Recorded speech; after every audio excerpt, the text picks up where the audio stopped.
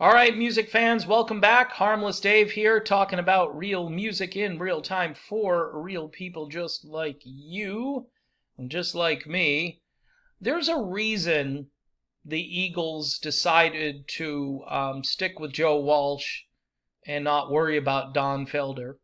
One of the reasons Walsh was brought into the Eagles and facilitated by Irving Azoff, by the way, who is the king of the band mergers. This was one of the earliest mergers in rock, where you had a guy who had already fronted two rock bands, the James Gang, who were like a much more hard rocking version of the Eagles. The James Gang, too, one of the most underrated power trios in the history of music. Those three guys made so much noise, and they created a lot of great melodies.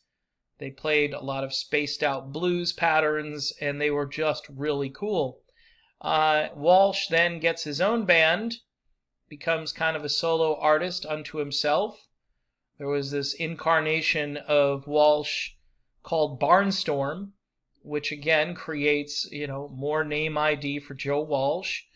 And his solo career at the time the Eagles acquired him was still on a fairly upward trajectory. So, you've got two guys in the band who can play guitar. And I think Felder, technically speaking, is probably a better guitarist than Joe Walsh, but I would say that Felder wrote guitar parts that made both of them better, and the music that Felder made certainly highlighted the two guitarists in the group, especially on certain tracks like Life in the Fast Lane and Hotel California. But for the most part, it became like a duo, a team effort. And Walsh was very important to the comeback of the Eagles because he brings his name ID and he brings his music catalog. Even to this day, the Eagles perform Life's Been Good in concert. I think they've probably touched on a couple of other Joe Walsh songs. Rocky Mountain Way is probably another one of those tracks. And fans, especially now, fans that have been around for a long time, they appreciate kind of like the two catalogs merging together. This is the genius of Irving Azoff. I hate to give Irv that much credit, but he did it with Fleetwood Mac, and I disagreed with it, kicking Lindsey Buckingham to the curb. Again, Lindsey Buckingham does not have the catalog, the radio catalog that a guy like Joe Walsh has.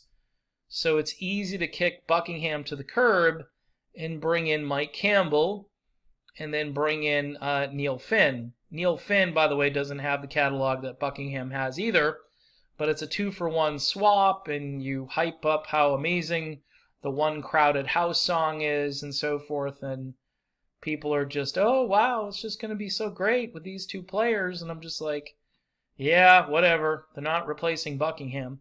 In the case of Walsh, though, people can forget about Don Felder a bit because he was kind of nameless and faceless compared to Joe Walsh.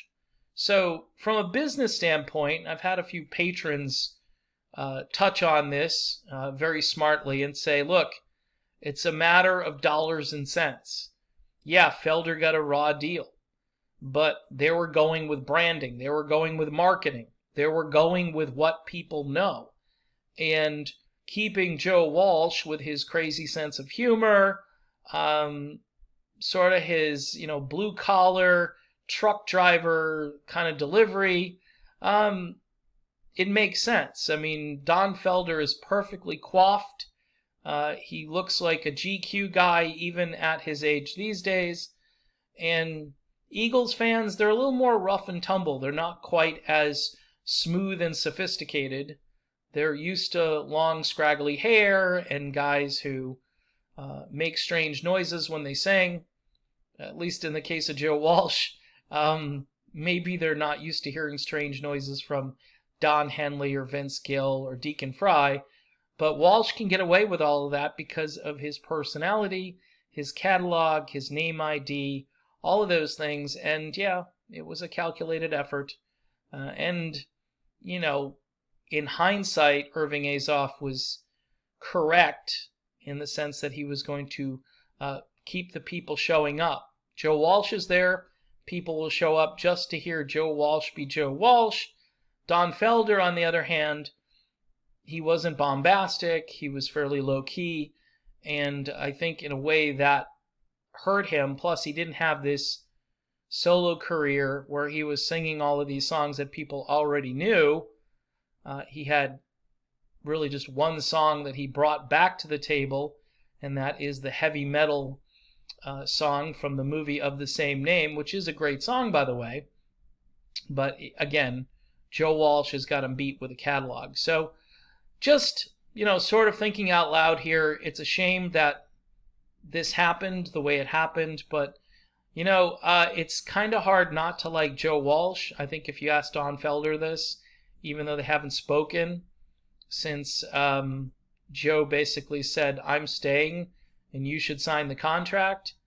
At that point, it was too late anyway, but, the fans understand that Felder got a raw deal, but the casual fans, they know who Joe Walsh is. A lot of them don't know who Don Felder is, and it's pretty weird to think about because Felder is one of the great guitarists pretty much ever.